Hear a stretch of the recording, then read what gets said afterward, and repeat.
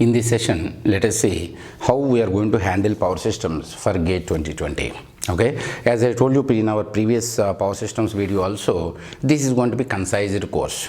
Okay, so depending upon the importance, depending upon the problem solving, problems probability, we are going to discuss these sessions.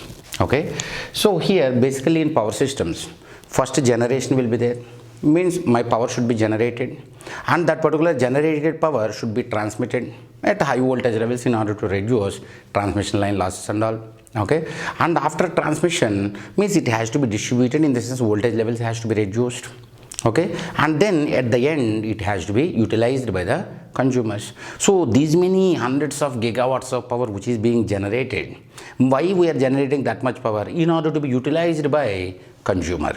Okay, so here means if I think of generation, transmission, distribution and utilization, we don't have in our syllabus.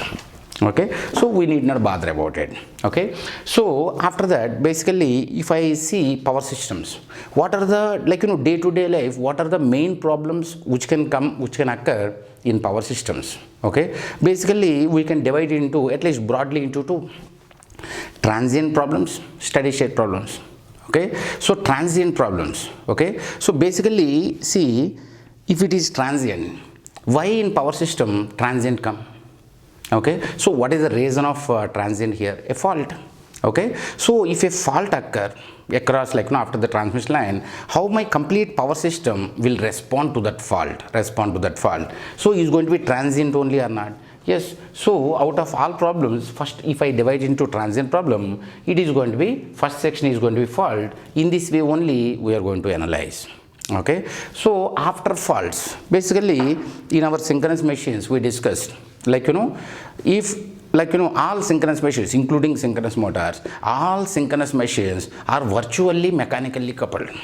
Okay, virtually mechanically coupled means that if any one synchronous machine feel disturbed, that particular disturbance will be spread to all other synchronous machines which are connected in parallel. For example, if this is the rotor of my one synchronous machine which is connected with another synchronous machine rotor in parallel, so if it feel any disturbance, automatically this particular synchronous machine also feel the disturbance, or feeling of empathy among synchronous machines is nothing but stability. Okay, so for a fault which occur because of that fault, how rotor dynamics, okay, how rotors are going to be swing equation means we are going to deal in stability. Okay, now the next thing is going to be protection. Okay, protection is also a transient phenomenon only. So in protection, for example, if any fault occur, how to identify the fault and how to isolate the fault. Okay, so identification and isolating the fault is going to be the protection. Now means let us come back to steady state. Under steady state conditions, for example, as of now I would like to design one transmission line. Okay, if I would like to design one transmission line, means I have to design area of cross section of ACSR conductor.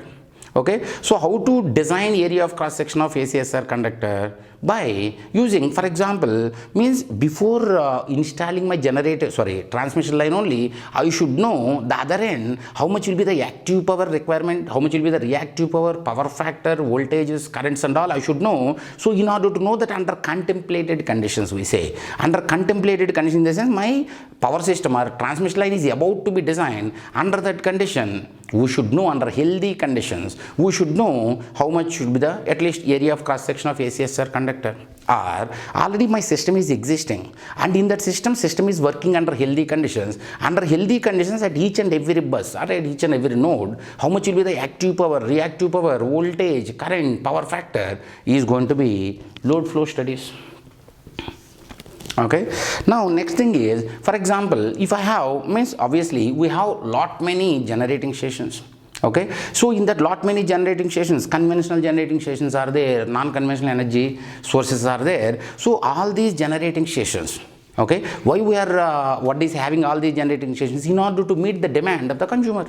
Okay, so in order to economically produce this much generated power, in order to economically transmit and give it to consumer, like which generating station should be given high priority, which generating station should be given less priority, like that is going to be economically we have to generate and utilize the power is going to be economic load dispatch problem. Okay, now let us go in detail. Basically this is going to be main area of power system in which we can expect more and more problems. Okay, so the first thing is, for example, faults. Okay, so in faults, okay, symmetrical faults are balanced faults, unsymmetrical faults and unbalanced faults are unbalanced faults. Okay, so basically what is meant by balanced fault? If I have three phases, in all these three phases, if magnitude of fault current, because faults only, no, if magnitude of fault current is same, okay, so IA, IB, IC, all three, these three fault current magnitudes are same, under that conditions, rather than analyzing three phases, it's better to analyze only one. Okay, single phase equivalent circuit, because whatever happen in the one phase, the same reflections will be there in another two phases, so that is called as symmetrical fault. So if all phase A, phase B, phase C, triple L fault are short circuited at a time, under that condition, that is going to be symmetrical fault in fault. Okay, now for example, if one line is fallen on the ground, remaining two lines are intact, under that conditions, is it going to be balanced or unbalanced? Unbalanced. Okay, so the moment it's unbalanced, okay, now this particular unbalanced, we will give it to symmetrical components, we will convert it into some symmetry components, positive sequence, negative sequence, zero sequence, like that. So we will convert this unbalanced into balanced symmetrical components, and we apply those symmetrical components and analyze unsymmetrical faults. Okay, so next is going to be symmetrical components. If it is unsymmetrical, how to convert into symmetrical components and how to develop sequence networks. Okay, so once that sequence networks are found, we will apply that in order to understand unsymmetrical faults. That's it, fault magnitude of current and everything we are going to find. Okay, so that is going to be fault analysis. Now let us come back to again transient phenomenon only, that is going to be stability. In stability, in synchronous machine already we analyzed. For example, if one rotor is swinging, all remaining rotors, synchronous machine rotors connected in parallel will try to start swinging. Okay, so rotor dynamics we have to analyze by using swing equation. Okay, so how my synchronous machines are behaving and responding for the fault occurred is going to be stability. So in stability, we are going to analyze swing equation, and by using swing equation, we will try to understand rotor dynamics. Okay, and after that, steady state stability limit. About the steady state stability limit, we already analyzed in synchronous machine. Of course, we are going to analyze the same here also again. Okay, so under steady state, what is the maximum stability limit? Okay, so steady state stability limit we are going to analyze. Okay, and under transient stability conditions, in the sense under transient stability conditions, by using equal criterion and all, how to analyze transient stability in transient conditions, how much will be the stability limit and all, we are going to analyze by using equal criterion over. Okay, and next thing is, in order to improve stability limit, for example, in our synchronous machine, we know that means total output power, active power is going to be EF VT by XS sin delta. So if I have transmission line here, in between this and this, if I have transmission line, XL will be there for the transmission line. Okay, so V1, V2 by X of the transmission line means V1, V2 by X, and sine of the angle between these two, that is going to be delta. Okay, so in order to improve transient stability limit, what can be done, in series, in order to reduce reactance value in between these two, okay, inductive reactance value, we may connect a simple capacitance. Okay, in that way transient stability limit can be improved. Okay, or maybe we can have auto reclosing methodology to improve transient stability limit. So next we are going to think of how to improve methods to improve transient stability limit. Okay, next thing is going to be again transient phenomenon only. If you observe, that is going to be protection. In protection, what will be there? Identification will be there, isolation will be there. Who will identify the fault? Relays will identify the fault. Okay, so types of relays will be there, and types of schemes will be there. Okay, so differential protection scheme will be there. Okay, so like that, many protection schemes will be there in order to protect. my power system. Okay, so relay, purpose of relay is to identify the fault, and who will isolate the fault? Circuit breaker. Okay, so like here relays and schemes we are going to analyze, and to isolate, circuit breaker will come. Okay, so whenever already some fault current is going, and then if you try to open the circuit breaker, definitely arc will come. Okay, so how to quench the arc? How to quench the arc? RRRV, rate of rise of restriking voltage calculations we are going to do here. Okay, now next thing is going to be load flow studies. Okay, means transient phenomena is over, under steady state phenomena, under healthy conditions or contemplated conditions. Healthy conditions in the sense existing power system, contemplated conditions in the sense we are about to design power system. Okay, or transmission line and all. So in load flow studies, okay, what is the purpose of load flow studies? Very simple: active power, reactive power, power factor, voltage and current, 5 parameters we have to find. Okay, so actually these 5 parameters can be found by using our network theory also. In network theory, what is mesh and nodal? Same, no? So mesh and nodal analysis of network theory is exactly nothing but load flow studies of power system. But what is the difference? Difference is very simple. Okay, so in network theory, how many number of nodes will be there? Very less. How many number of branches or meshes will be there? Very less. Under that condition, with our human brain, we will be able to write the equations and solve. But once power system, you enter into power system, thousands of buses will be there. Once you have thousands of buses, under that condition, how to apply mesh and nodal analysis? We cannot. So we will take the help of numerical methods. Okay, after iteration by iteration, we will converge our thing to practical value. Okay, so that is going to be, means rather than analyzing with our human brain, by using numerical methods, we feed this data to the computer. Okay, computer will give the complete details of load flow analysis, but in order to do so, I need Y-bus formation and its properties, and Z-bus and its applications. Basically, Z-bus application will be there again in faults, also in fault calculations, but in fault calculations I am going to take Z-bus, and I will tell you how to use that, and Z-bus formation and all we are going to deal in load flow studies. So Y-bus and properties we are going to discuss, Z-bus and applications we are going to discuss, and iterative methods if you see. Okay, so there are many methods of iterations, numerical methods, Gauss-Seidel method will be there, Newton-Raphson method will be there, fast decoupled load flow analysis will be there. Okay, but in number of iterations and all are of no use for gate. Okay, but in Gauss-Seidel method, acceleration factor will be there, alpha. Okay, and in Newton-Raphson, Jacobian will be there. Okay, order of Jacobian has to be calculated. So these things will be analyzed. And if you think of economic load dispatch, okay, so in economic load dispatch, economically the producer power should be utilized by the consumers. Okay, so basically the problem problem will become very simple if transmission losses are not considered. If transmission losses are considered, problem will become a bit lengthy. Okay, so normally without transmission line losses, incremental fuel cost IFC will be there. Okay, so just they can give that by equation way or maybe graphical way, but in either way just read the question, answer it if transmission line losses are not considered. But if transmission line losses are considered, under that condition also we are going to solve problem. Just to show you the length of the problem, if at all if they give with transmission line losses also, we should be ready. Okay, so means economic load dispatch without losses will be there, with losses will be there. With this 5 problems, what are those 5 problems? Faults will be there, transient, steady state. In transient, faults will come because of the fault. Okay, how generator is going to behave or synchronous machine is going to behave is going to be stability.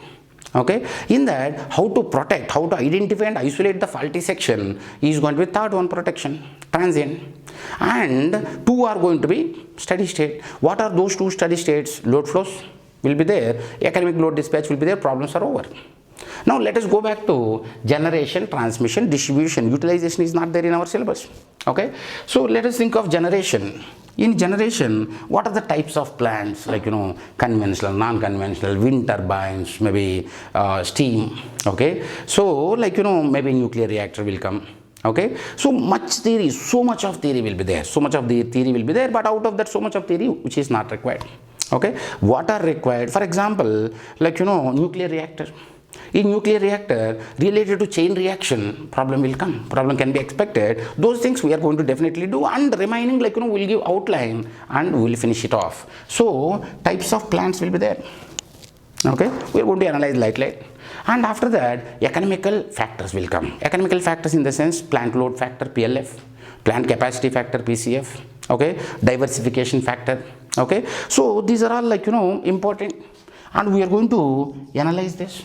Okay, so we are going to apply these things actually in order to get better results. Now let us think of once generation is over, we will enter into transmission.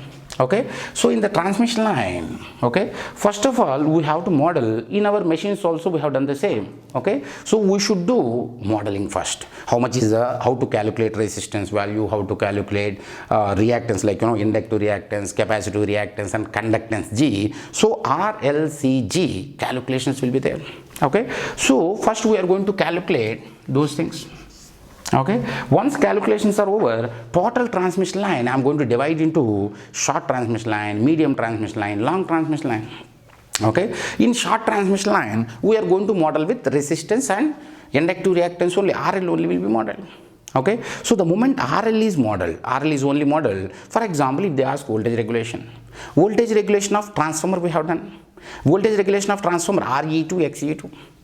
Okay, means resistance and reactance only will be there. And if you think of voltage regulation of synchronous machine, armature resistance, synchronous reactance, XS will be there. Similarly, resistance of transmission line will be there and reactance of transmission line will be there. So exactly same. Voltage regulation calculations will be same. Efficiency calculations will be same. Okay, now next is going to be medium transmission line. In medium transmission line, we are going to ultimately our purpose is ABCD parameters, and we have to find ABCD parameters and all. So in in medium transmission line we are going to divide. Means maybe T method will be there, pi method will be there. Okay, so by that we are going to try to calculate. And long transmission line will be there. Maybe I used to ask previously to my students, what is the difference between network theory and EM theory? Okay, the difference between network theory and EM theory is, for example, if I have incandescent lamp here, if I have switch here and incandescent lamp, one lamp here, if I switch on, immediately it will glow. Network theory. If I switch on, my by theory of relativity, nothing should go beyond light velocity.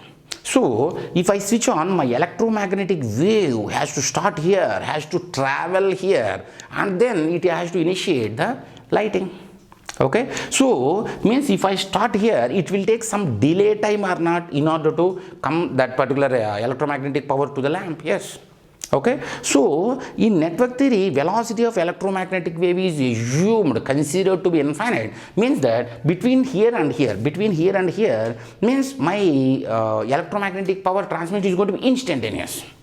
Okay, in other words, velocity of electromagnetic wave is assumed to be infinite in network theory. But if you think of EM theory, okay, means EM theory in the sense traveling wave. Okay, so the moment you consider traveling wave from here to here, that velocity will be considered at 3 × 10⁸. Okay, meters per second, light velocity. Now the moment you have long transmission line means obviously delay time will be more. So we have to consider the traveling wave concepts are not yet. So the traveling wave means that reflection coefficient will be there, refraction coefficient will be there. Okay, so for example, coming to here, in modeling, short will be there, medium will be there, long will be there. Very simple. In short, resistance and inductance only will be calculated, will be analyzed, and in medium, capacitance also will be added. Okay, now in long, RLCG combinedly can be added. Now if you think of performance, voltage regulation and efficiency as usual. Okay, in transformer also we have done the same. Okay, now voltage regulation and efficiency, basically from exam point of view, voltage regulation and efficiency can be asked only in short transmission line because it is easy actually. Okay, now with this one section is over. Now we have to control voltage. Okay, so voltage profile has to be maintained at each and every bus. Okay, basically voltage, power factor, reactive power, these three are basically interrelated. We will come to know soon. Okay, so in order to maintain voltage, we may have to compensate the reactive power. Okay, series compensation will be there, shunt compensation will be there, like by using reactive power compensation, techniques and all, we will try to maintain voltage profile at each and every bus. Now let us think of frequency control. Okay, so if load is increased, actually in our parallel operation of alternator, okay, we have seen that we have drawn like this. Okay, so the same thing will be there here also. If load is increased because of speed regulation of prime mover, we analyze this in synchronous machine. Okay, so because of speed regulation of prime mover, if output load is increased, automatically frequency dip should happen. Okay, so in order to maintain frequency, what are the things that has to be done? Okay, so we are going to analyze that in frequency control. Okay, now next thing is going to be insulators and cable. Okay, in insulators, frankly speaking, string efficiency is enough. Okay, so if we calculate in insulator string efficiency, it will be more than sufficient. And in cables we use for distribution only, of course. Okay, so in cables, what are the things which can come in exam? Only resistance and capacitance calculations. Okay, so insulators and cables. Now at the end, we are going to think of distribution. Okay, in distribution, AC distribution will be there, DC distribution will be there. Okay, in DC distribution, nowhere is available DC distribution in the distribution level. Everywhere it is going to be AC only. Okay, but anyway, some problems we can do. And in AC distribution also, basically in distribution, what is important? What is at what node least voltage profile will be maintained? We have to find that. Okay, basically this particular distribution problems, we can easily do it by our normal network theory. We need not learn anything more. Okay, so in this way we are going to handle power systems. First we are going to start from faults, and then we are going to go to stability, because with machines it can be easily connected to you, and we'll go to protection, and then we start load flow studies, and then we complete the power system problems with economic load dispatch.